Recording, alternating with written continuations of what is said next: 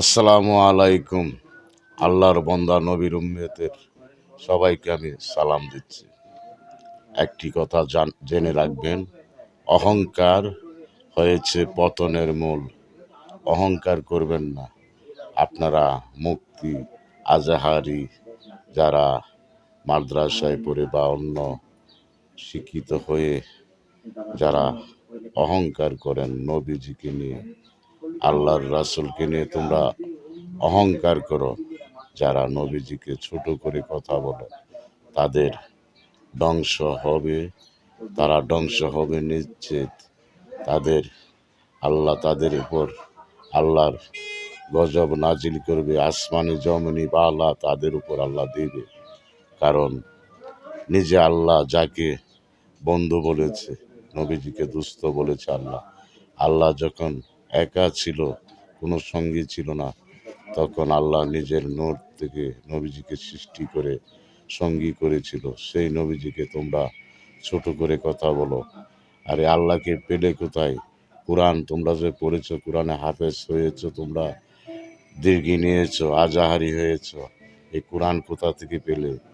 নবীজি আগে না কোরআন আগে? নবীজিকে আল্লাহ মানব রূপে এই দুনিয়াতে প্রেরণ করবে বলে, সৃষ্টির সেরা জীব আমরা মানুষ, আমরাকে সৃষ্টির সেরা জীব বানিয়েছে। তার কারণ হলো নবীজিকে আল্লাহ মানব রূপে এই দুনিয়াতে প্রেরণ করবে। আল্লাহ যা আসছে একজন সেটা প্রচার করবে।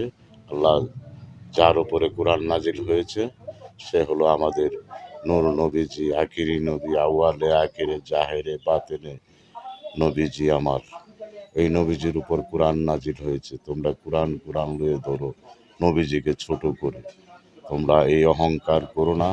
তোমাদের উপর আল্লাহর গজব আল্লাহ নাজিল করবে। এই অহংকার ছেড়ে দিয়ে তোমরা ভালো হয়ে যাও। ভালো হক্কানি পীর ধরে মুরিদ হয়ে তোমরা আল্লাহ ও আল্লাহ রাসূলকে চিনার চেষ্টা করো। নিজেকে নিজে বড় মনে করো না। নিজেকে নিজে নিয়ে অহংকার করবে না। তোমাদের তাহলে ধ্বংস হয়ে যাবে। তোমাদের কোনো অস্তিত্ব থাকবে না এই বাংলাদেশে। বাংলাদেশ হলো আউলিয়াদের দেশ, অলি আল্লাহর দেশ, পাগল দরবেশের দেশ, পাগল কুলের শিরোমণি পাগল ওয়াইস কুর্নি হরজতে বড় পীর আব্দুল কাদের জিলানি রহমতুল্লাহ আলাইহি, নবী নূর মোহাম্মদ মুস্তফা সাল্লাল্লাহু আলাইহি সাল্লাম, ওনাদেরকে নিয়ে তোমরা কোনো কুকীর্তি করবে না। তাদেরকে নিয়ে তোমরা ছোট করে কথা বলবে না। তাই তোমাদের প্রতি আমার অনুরোধ, তোমরা অহংকার ছেড়ে দিয়ে ভালো হয়ে যাও, ভালো হয়ে যাও।